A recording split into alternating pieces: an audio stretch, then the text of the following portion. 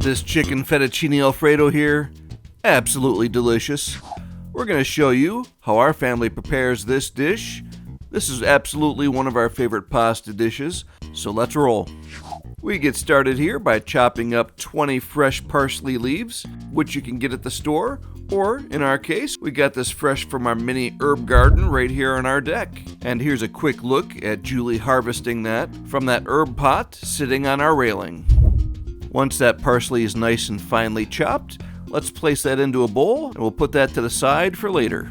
Now we're going to want to grab a nice large pot and fill that with water, then place that on the stovetop on a burner set to high, and we're going to bring that to a boil. And right next to that we've got our skillet set on a burner that's on medium temperature, and we're going to start slowly melting some butter, and we are using a full stick of butter here for that rich creamy flavoring. We'll get that melted, and then we'll next grab 1 cup of Parmesan cheese, which we're going to put right into the skillet as well.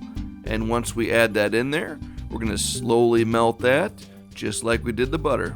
And here you do want to take your time and make sure that gets fully mixed in with the butter, so it's a very nice creamy sauce. And speaking of creamy, now it's time to add in 2 cups of heavy whipping cream, which we're going to very slowly pour in, and we'll keep stirring as we slowly pour that in. And we're going to keep this rolling here just to stress the point that you want to add this nice and slowly and stir it in. What's happening here is that you're trying to avoid having that cream do any curdling and get a nice smooth consistency. At this point here, we can lower the burner down to low and just stir that in until it's fully creamed on a low temperature.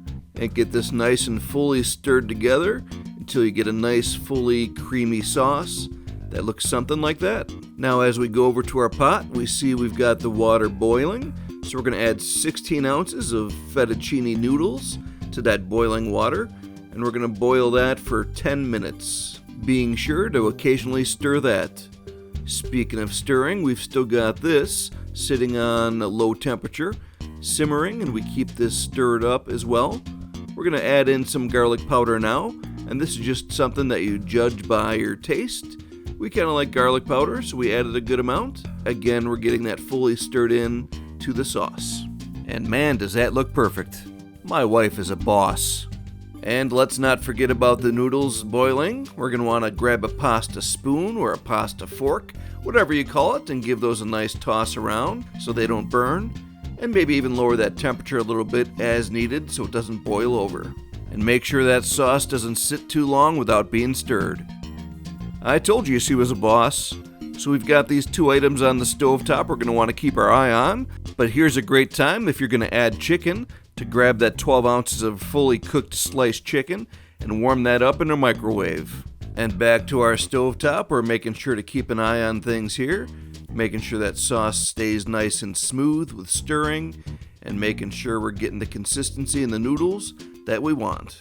So the noodles have boiled for 10 minutes, so we're going to bring that to the sink and we're going to strain that. And just for some dramatic effect, we're going to fog up the camera lens. Focus, Matt, focus.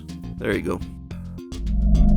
Alright, let's make sure we shake all that moisture out of those noodles, and we'll move that back into the pot.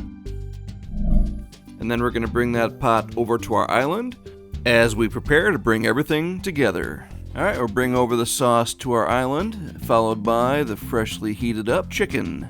We've got everything nice and close together, makes plating a lot easier. We'll get started by grabbing the noodles and place those on our first plate here.